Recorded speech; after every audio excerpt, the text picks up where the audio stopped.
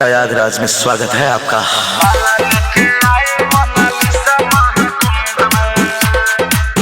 मोनालिसा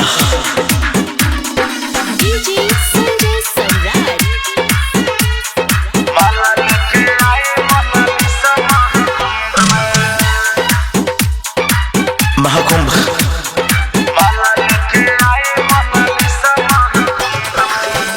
दोस्तों, प्रयागराज के महाकुंभ मेले में माला बेचने आई मोनालिसा।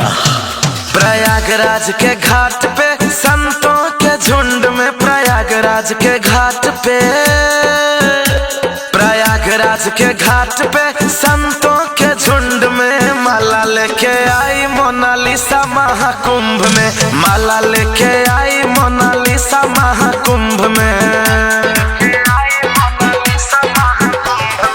गंगा जमुना घाट पे अमृत की बूंद में, गंगा जमुना घाट पे, गंगा जमुना घाट पे अमृत की बूंद में माला लेके आई मोनालिसा महाकुंभ में, माला लेके आई मोनालिसा महाकुंभ में।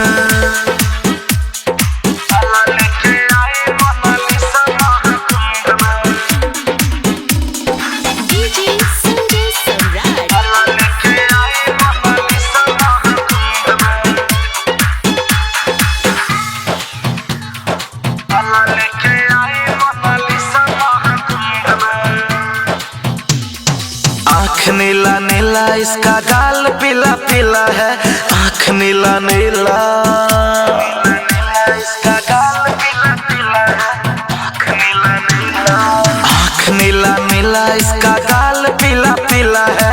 परियों जैसी दिखती है, न मुन्नी है न सीला है, न मुन्नी है न सीला है।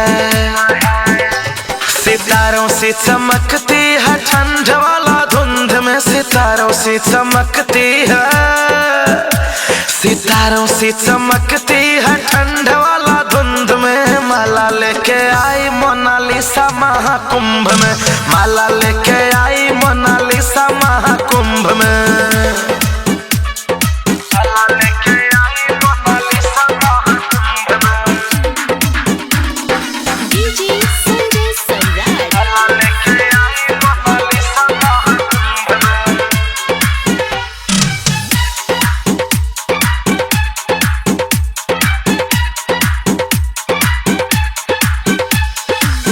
महाकुंभ मोनालिसा देखो इंस्टा और रील्स पे हो गई है वायरल, इंस्टा और रील्स पे हो गई है वायरल, इंस्टा और रील्स पे, इंस्टा और रील्स पे हो गई है वायरल। मैं भी हूँ इनके नजरों का कायल, नजरों का कायल।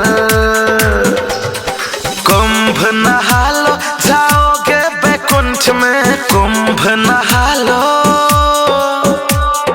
डुबकी लगा लो जाओगे बैकुंठ में। माला लेके आई मोनालिसा महाकुंभ में, माला लेके आई मोनालिसा महाकुंभ में। Welcome to you Prayagraj.